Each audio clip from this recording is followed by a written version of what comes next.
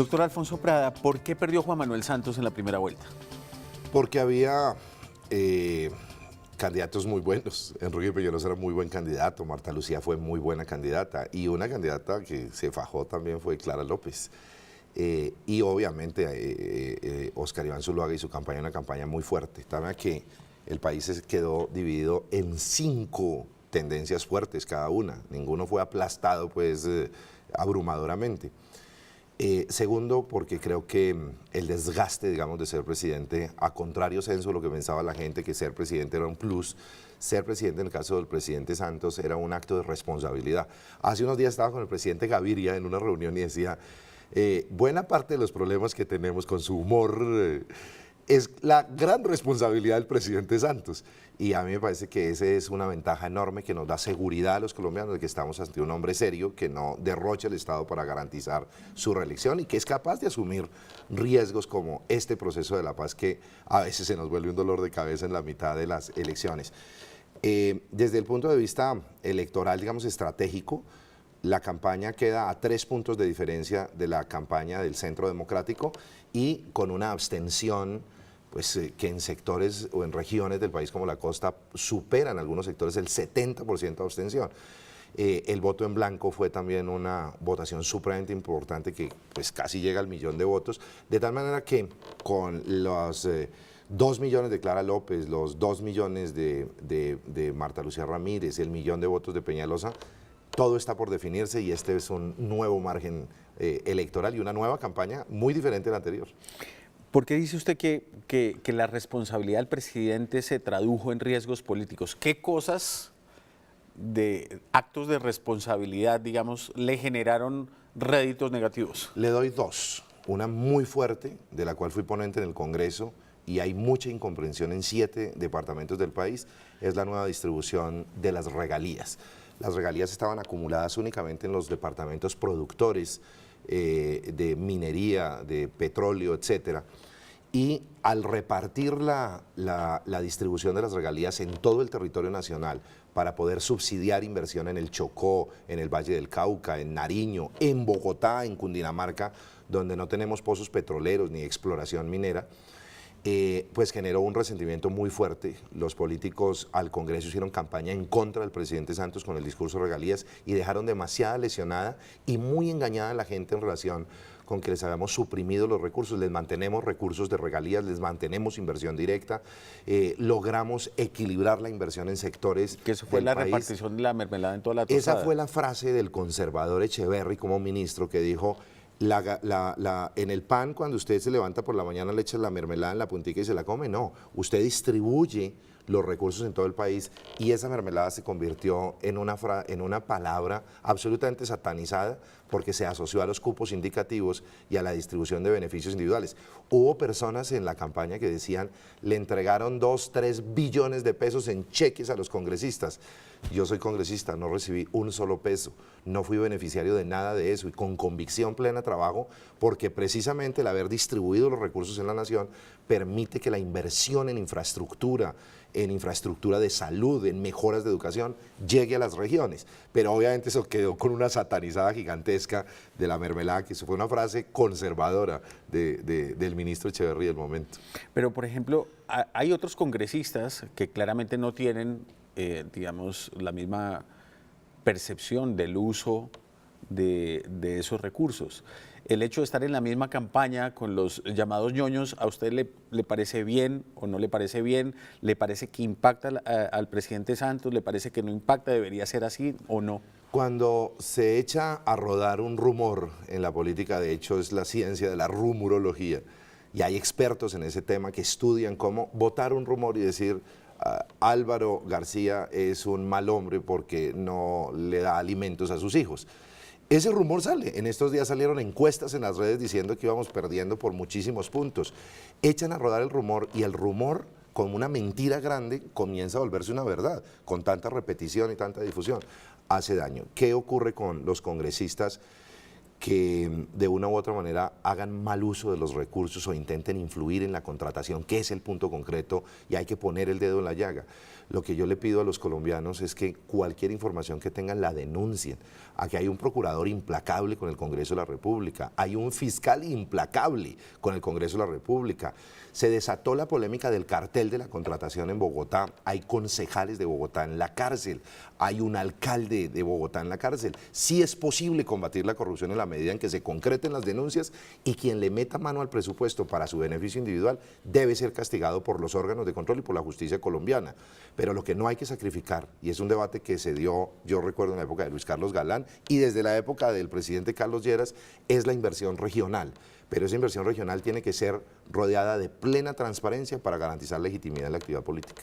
Bueno, ya me explicó usted que hubo muy buenos candidatos en la primera vuelta y que eso influyó en la repartición de las preferencias electorales y que, bueno, ahí perdió el presidente Santos por un margen pequeño, pero perdió en la primera vuelta.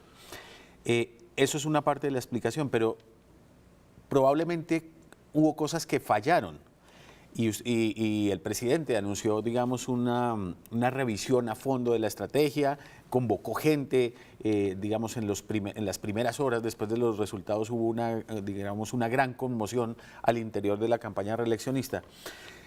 En ese trabajo que usted ha visto muy de cerca y del cual está participando, ¿qué puede decir uno que falló y qué se está haciendo para corregir? Pues voy a comenzar con una frase dura que es poco política, y es que haber perdido por 3 puntos en la primera vuelta fue el mejor baldado de agua fría, de esos que despiertan a la campaña se despertó.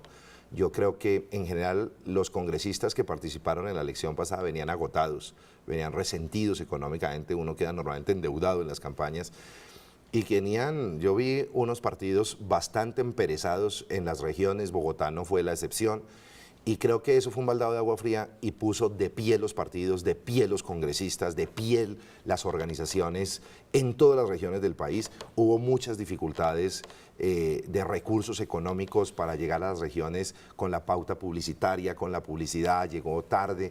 Todo eso se está corrigiendo en esta segunda vuelta para garantizar que efectivamente en las regiones se anime la gente a trabajar enormemente y tengamos los instrumentos necesarios para dar esta batalla. La elección, como le decía, es una elección completamente nueva.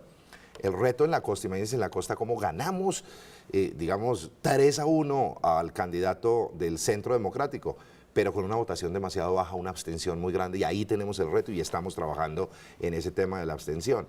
En el caso de Bogotá, tuvimos el fraccionamiento, sí que se vio en Bogotá, porque teníamos 2 exalcaldes, Clara López y Enrique Peñalosa, muy queridos en la ciudad, se llevaron buena parte del cariño de los bogotanos a las urnas, y ahí tenemos unos segmentos de población enormes que yo no dudo van a venir hacia acá, y nos hemos dedicado. Ayer vimos algo maravilloso, que fue el anuncio de la candidata del Polo Democrático, que sacó casi 2 millones de votos, anunciar su voto por el presidente Santos en la convicción plena de que está votando porque haya una mejor Colombia, y esa mejor Colombia la representa el presidente Santos. Recibimos antier la adhesión yo diría que del 80% de la Alianza Verde, que incluye también a los progresistas, al alcalde Petro, etcétera. Recibimos la adhesión de 47 congresistas conservadores. Yo creo que en esta hemos abierto la campaña, nos hemos organizado mucho mejor, hemos recibido el apoyo de casi todas las organizaciones políticas importantes, y eso nos da un margen, digamos, de crecimiento muy alto con el cual estoy seguro vamos a ganar la elección. Hablando de apoyos, ¿cómo vio usted la llegada de Marta Lucía Ramírez a la campaña de Óscar Iván Zuluaga y el impacto que puede tener en la elección? No, natural, digamos. Yo creo que fue una alianza natural, como han sido las otras alianzas hacia el presidente Santos. Creo que naturalmente el país se lindera. Creo que las alianzas que son forzadas no producen. Dirán ustedes, y entonces ¿por qué la alianza de Petro, que es un contradictor? Porque una alianza se justifica única y exclusivamente en la medida en que haya una razón que la justifique.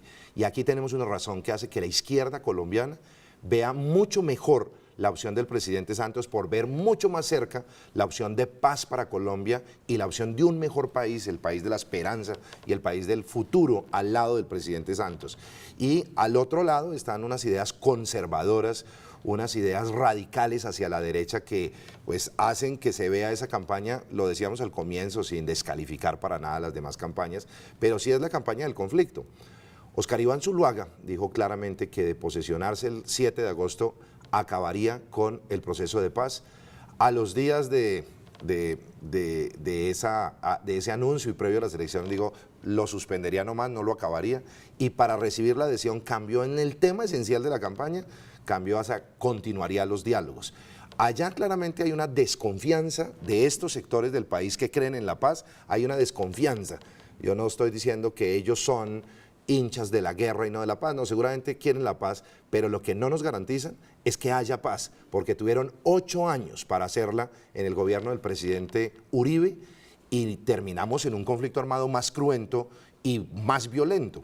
En el gobierno del presidente Santos han bajado los índices, hemos logrado dar de baja las cabecillas más importantes de las FARC, hemos doblegado mucho más las FARC y los tenemos sentados en la mesa a punto de firmar su desmovilización. Entonces yo creo que esa, digamos, diferenciación va a ser determinante el próximo 15 de junio para definir el voto de los colombianos. El hecho de que el candidato Zuluaga haya dado un viraje a propósito de la llegada de Marta Lucía Ramírez con el tema de la paz. Entonces ya, digamos, dice, no voy a suspender, voy a poner unas condiciones y ta. ¿Eso ha afectado a la campaña de Juan Manuel Santos, digamos, en la medida en que muchos observadores pueden encontrar allí que el tema que era de la paz, que era el tema de Juan Manuel Santos, ahora ya no es exclusivo? Sí, yo creo que esa era la intención. Era confundir a los colombianos diciendo, hombre, los dos queremos el mismo proceso de paz, pero los colombianos no somos bobos. Y hemos durado muchos meses precisamente diferenciando las dos campañas. En la de Óscar Iván Zuluaga y el Centro Democrático hay un hacker que chuza al presidente y al proceso de paz para perturbarlo, para no permitir su avance. El candidato Óscar Iván Zuluaga anuncia que va a acabar el proceso de paz si se posesiona. Esas variaciones claramente son una estrategia política para confundir a los colombianos y decir, hombre, con los dos da lo mismo. No, con los dos no da lo mismo. El hecho de que adhieran personas como Petro, personas como Clara López, de la izquierda colombiana, con tanta efervescencia y con tanto ánimo, muestra que aquí hay diferencias muy profundas entre las dos campañas en todo sentido. Pero en este que usted menciona del tema de la paz sí que es evidente. Aquí puede haber variaciones en Zuluaga, pero todos saben que detrás de Zuluaga hay un hombre mucho más poderoso que influye en las decisiones de Zuluaga y va a influir en el gobierno, que es el presidente Uribe, que califica esos diálogos como una entrega al terrorismo. Casi que nos califican a todos los que estamos trabajando por la paz de Colombia, nos califican como unos casi que izquierdistas guerrilleros. No. Ni ellos son terroristas, ni ellos, digo, el Centro Democrático son unos terroristas nazis, ni nosotros somos unos guerrilleros. Tenemos dos visiones muy diferentes, pero los colombianos tienen que identificar esas dos visiones en forma completamente diferente. Sí intentan perturbar el voto de la paz, pero los colombianos ya tenemos muy claro que Uribe es un hombre de guerra, es un hombre de conflicto armado, quiere derrotar a las FARC por la vía militar y nosotros estamos a punto de firmar la paz y terminar 50 años de violencia en cabeza del presidente Santos. Hablaba usted del expresidente Álvaro Uribe. Recientemente William Ospina, que es un gran escritor colombiano, escribió una columna en la que decía, entre otras cosas, explicando por qué le gustaría votar por Óscar Iván Zuluaga, que hacer una paz sin Uribe era como una mesa de dos patas, porque de alguna forma está expresado el pensamiento de una buena parte del país. ¿Usted no cree que sería políticamente más sólido un proceso de paz con la presencia del Centro Democrático? ¿Y por qué no se ha logrado incorporar, digamos, a esa cantidad de gente que se expresa a través de ese pensamiento en este proceso? Dos cosas, digamos. La primera es que el presidente Uribe tuvo 8 años de gobierno y él tuvo la idea de dialogar también con los grupos subversivos y no lo logró. Entre los grupos, digamos, alzados en armas contra el Estado estaban los paramilitares, ahí sí lo logró desmovilizarlos y probó claramente que podría hacerse un diálogo y desmovilizar a violentos dentro de la sociedad. En el caso de la guerrilla, pues por su doctrina, digamos, de derecha, lo que terminó siendo es una incomunicación absoluta y una guerra sin cuartel que prolongó el conflicto armado. Yo creo que por esa vía jamás vamos a tener paz. Quienes piensan así como usted menciona, Álvaro, que con él o que él es el hombre que puede hacer la paz, pues yo simplemente evidencio 8 años en que lo intentó, en que no es capaz de sentar a la gente en una mesa de diálogo, o no le interesa o no es capaz de hacerlo. Lo intentó y que por la vía militar tampoco logró derrotar a las FARC. Ahí no hay ningún proyecto de paz, ni por la vía violenta, ni por la vía de diálogo. En tanto que aquí lo que tenemos es la prueba plena de que estamos avanzando sólidamente. Cuando nombramos una comisión de negociadores encabezada por un hombre de la talla de Humberto de la Calle, y están allá los señores de las FARC representados por los comandantes de los frentes más importantes que tiene la guerrilla en su guerra en Colombia, estamos negociando con los que son, estamos desmovilizando la guerrilla más salvaje y vieja de la historia de la tierra, y hemos avanzado en un porcentaje del 60% en esas negociaciones. Aquí hay un proyecto de paz concreto, viable y que está avanzando. Perturbarlo es absurdo, pero perturbarlo con el argumento de que Uribe sí lo puede hacer es todavía más absurdo. Bueno, lo invito a que hagamos otra pausa para venir a hablar un poco más en detalle de los últimos acontecimientos del proceso de paz.